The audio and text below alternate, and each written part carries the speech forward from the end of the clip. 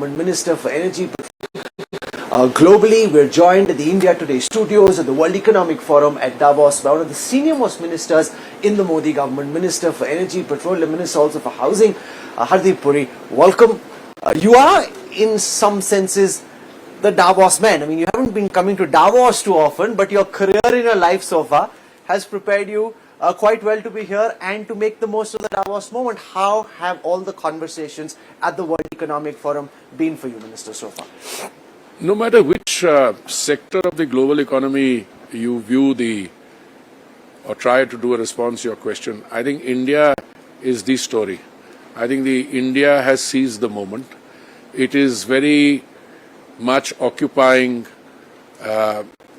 attention and interest in the global business community, in all the other related activities which get covered here, technology, health, etc., perhaps for different reasons. You talked about uncertainty in the global energy markets. Before you do that, I've been coming to Davos longer than most people. I've been a participant or an active onlooker in this process since it was called the European Management Forum. It predated Davos, but Davos is the location. Look, uncertainty is not new to global energy markets. Uncertainty stems from the actions sometimes of the producers, sometimes of all the other related players. Today, when you look at the global energy situation, there's no shortage of energy.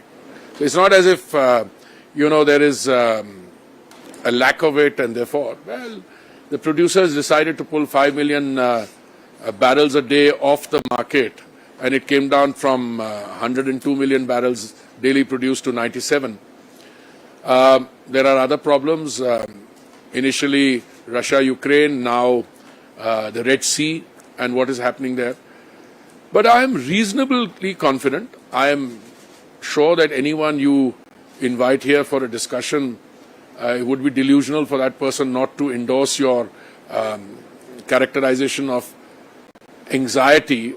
But people are not really worried. So let's spend some moments on things which are worrying me, and I want to hear what you have to say about it. We saw two supposedly brotherly nations duke it out, Iran and Pakistan.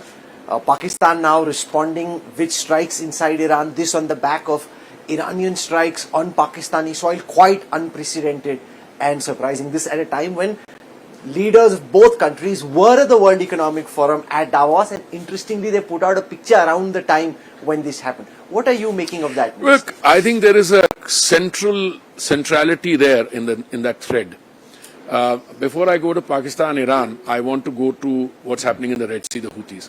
Non-state actors will help. I think the point of confidence that I get, and from where I am coming, I don't think it's in the interest of any of the state actors, Rahul, at this point of time to exacerbate the tension and have all breakout of hostilities on a huge scale. I don't think it's anybody's interest. What was happening, because between Pakistan and Iran, I've seen a statement which the MEA has also issued. I think that MEA statement is very well positioned, that any country which is confronted with the terrorist actions of non-state actors has the right to defend itself.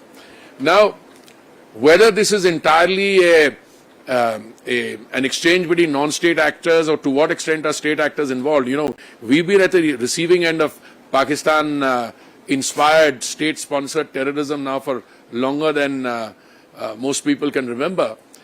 And we've never bought their line that this is state actors acting on their own. I've never bought the line. I don't think any of my colleagues in the government or the MEA have. In this particular case, I am not surprised. There are changes happening in the world of a very fundamental character. You had a situation where a rapprochement or an approach to a rapprochement was announced between very major state actors in that country. Some of the non-state actors were not reconciled. Did they carry out those attacks in the Red Sea on their own, or in the belief that the state actors would have their back? I personally think there is an overwhelming show of force there, and I don't think people would want to cross the line. So that's what gives me confidence.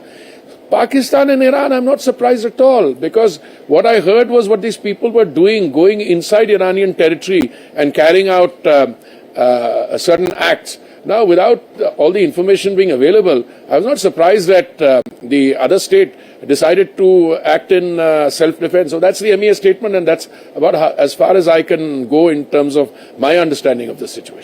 And you've also seen how these charges have been leveled against Pakistan, and Pakistan always in denial. Now even a country like Iran is supposed to be friendly, making and acting on that charge.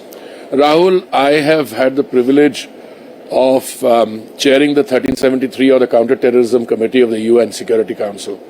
We were on the Security Council the 2 years that I was in New York. Whenever it came to a listing of a Pakistani terrorist entity, there was no doubt amongst anyone in the Security Council that that entity needed to be listed. Whether it was the Al-Qaeda Sanctioning Committee or it was the 1373 or there was another number which I don't remember, it's always one country which would not say that they are not terrorists, but they would put a hold on that and they would stop the proscription. Now, you know what the story is. But I think we are reaching a point, Rahul, where it's getting embarrassing even for them. Because today, the world is facing economic challenges. Half the world is in recession. The other half is flirting with it. There are points of turbulence. I think everybody wants that in a situation where major elections are going to be held in major countries, and I mean the United States, who ours also, but we are fortunately insulated from this turbulence. People want to ensure that their presence or their interest in any further movement is there. That's why they assert their personality. Otherwise, it makes no sense.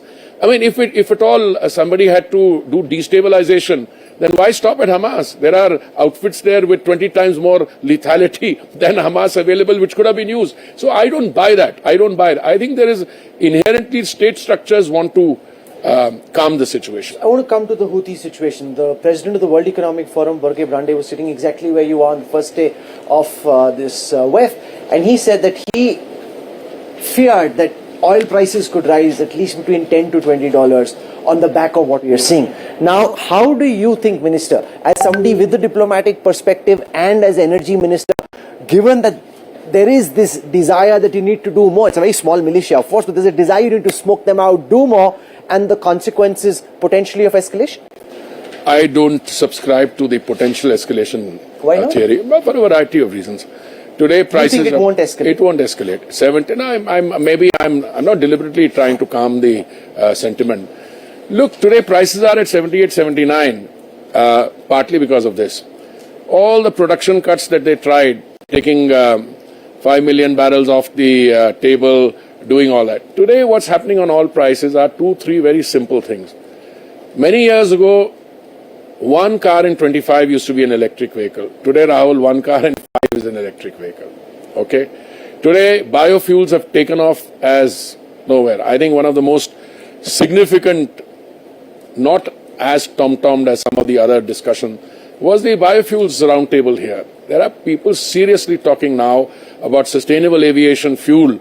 I mean, people setting up major investments so that ethanol can be used for sustainable aviation fuel, scaling up biofuel production, enlarging the scale, all these things. Yes, there is always a danger of the non-state actor threat, which you say. The non-state actor also has to put on its thinking cap. If they do that, they've had 25% of their, ground situation knocked off.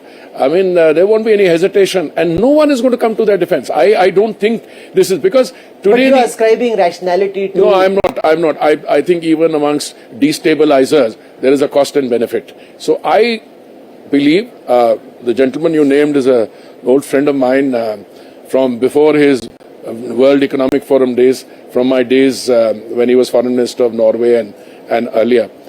Yes, I think it's good for statesmen to talk about the threat and how oil prices could go up. But I was with the chairman or president of the International Energy Association, and both he and I agreed that yes, there is a cause for tension, but it doesn't lead to worry. And I think, to use a pun, we'll navigate around it. We're doing a long navigation. Yeah. Now, there was this story which came out which you denied about the prospects of oil prices coming down in the build-up to the elections. Now, what are you making of the prospects that India is heading into elections and that there could potentially be a reduction? No, first of all, I have never subscribed to the theory that an election is a coefficient which determines the price of petrol, because if that were the case, all 5 years, till we get the one country, one vote, we will go on having elections all the time. No, we don't tell the oil companies what to do. As a government, we can reduce the excise, which we did on 2 occasions, November 21 and May 22. And we did that. The oil companies, OMCs, had substantial under-recoveries, and yet that resulted in the 2 years, 21 to 23, of oil prices in India at the bunk, maybe Japan's another case, coming down. Throughout the world, they were increasing. Why? Because Prime Minister Modi reduced the excise duty even at a time when we were feeding 800 million people 3 meals of dry ration in a day. Today, I think the oil companies in the last 3 quarters have done well. Their fourth quarter results will be available. So this speculation which is coming is based on that. But on the other hand, if you are talking about uncertainty and oil prices going up at $10, $20, then you're clearly, that is something that would be taken into account. But I'm a person who's cautious in these things. Going forward, if this Red Sea and other things are turning, and if the fourth quarter is also good next year, then maybe the oil companies can think of a situation where I think they're still having under-recoveries in diesel. Lastly, as far as the buzz around the India story is concerned, there has been some talk of how Davos has become India was with the number of India lounges at the pavilion. In all the conversations that you've been a part of, what is it that you think the world is looking out to India for, and what is it that India needs to be wary of? Look, I don't think we need to be wary of anything. And people don't come to Davos for altruism or philanthropy.